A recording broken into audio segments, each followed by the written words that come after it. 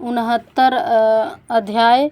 जैसे मिटी मोर भ्रम भारी, कहूँ सो कथा नाथ विस्तारी। जाग बलिक बोले मुस्काई, तुम्हें विदित रघुपति प्रभुताई। हे नाथ, जिस प्रकार से मेरा यह भारी भ्रम मिट जाए, आप वही कथा विस्तार पूर्वक कहिए। इस पर एकलव्य जी मुस्कुरा कर बोले, श्री रघुनाथ जी की प्रभुता को तुम जानते हो। राम भगत तुम मन क्रम बानी, चतुराई तुम्हारी मैं जानी। चाहूँ सुनै राम गुण गूढ़ा, किन्हीं प्रसन्न मनहु अति मूढ़ा। तुम मन वचन और कर्म से श्री राम जी के भक्त हो, तुम्हारी चतुराई को मैं जान गया। तुम श्री राम जी के रहस्यमय गुणों को चुनना चाहते हो, इसी से तुमने ऐसा प्रश्न किया है, मानो बड़े ही मूढ़ हो।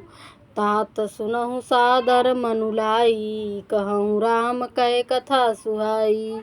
महामोह मही शेषु विशाला, राम कथा कालिका कराला। हे तात, तुम आदर पूर्वक मन लगाकर सुनो। मैं श्री राम जी की सुंदर कथा कहता हूँ। बड़ा भारी अज्ञान विशाल महिषासुर है और श्री राम जी की कथा उसे नष्ट कर देने वाली भयंकर काली जी है।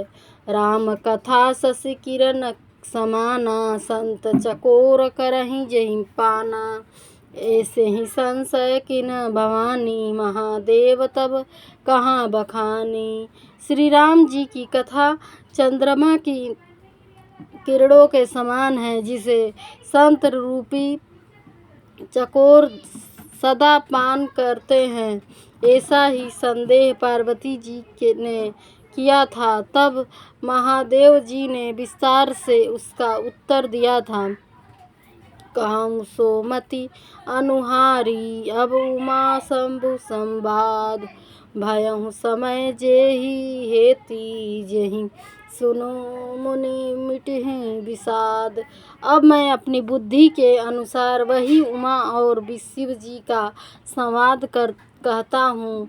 वह जिस समय और जिस हेतु से हुआ, उसे हे मुनि तुम सुनो, तुम्हारा विषाद मिट जाएगा।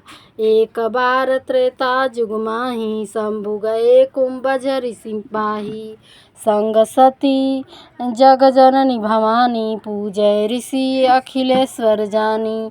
एक बार त्रेता युग में शिव जी अगस्त्य ऋषि के पास गए। उनके साथ जगजननी भवानी सती जी भी थीं।